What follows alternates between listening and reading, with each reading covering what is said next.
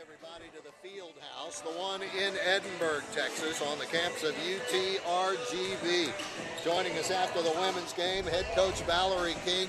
A 71-64 loss. This was so close to what the same game we saw in Commerce. Yeah, obviously that's kind of what we just talked about in the locker room. Differences tonight, probably the same differences if I have to go back and look. They beat us up on the boards in the second half. We were taking care of business in the first half. We were rebounding. We were giving them one chance and we weren't fouling them. So, things got a little out of hand there. And, especially the first few possessions in the third quarter, just coming out of half, we got to be able to get the first rebound.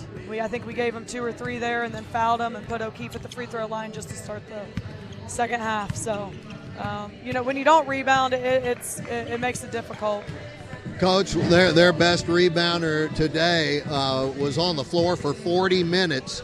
Talking about Charlotte O'Keefe, 15 points, 17 rebounds. You said she didn't come off the floor. She doesn't do a lot of running the whole show from up at the top of the arc the way she plays. No, she's a great rebounder, and that's, she does what she does for them to a T.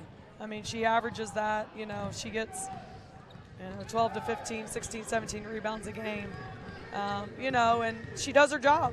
She doesn't let other people get in there and get them around her, and she rebounds and gets them going in transition.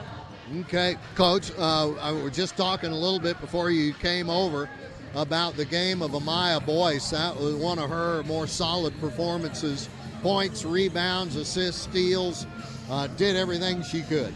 Yeah, Maya was great. I mean, she's been locked in, and she always is, but like you can see a different demeanor on her right now. And that's what we need. She's been a great leader for us. She was really good today. She never wants to lose, and obviously she didn't want to today. She was doing all she could to keep us in it. Coach, how about Rosia Castillo?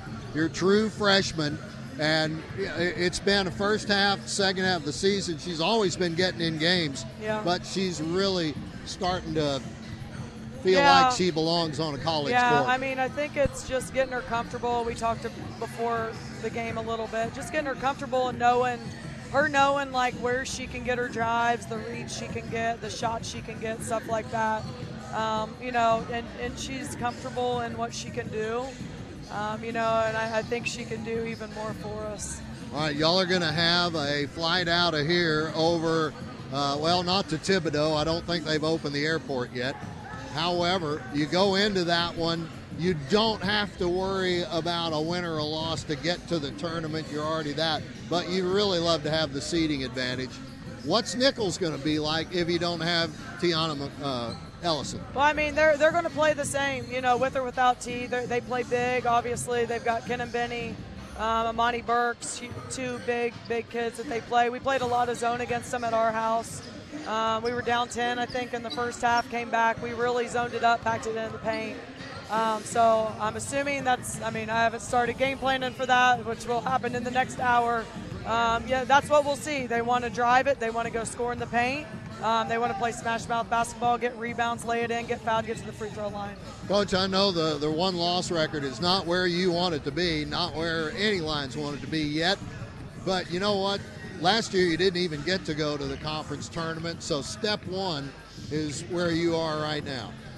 Yeah, obviously happy for the kids. I'm happy too, but, like you said, we're nowhere near where I think we can be and where we need to be. So. Okay. Coach, I know you got a busted case. Thanks for coming over afterwards. We will see you somewhere. It might be in a Zoom when they get done down in Thibodaux on Tuesday.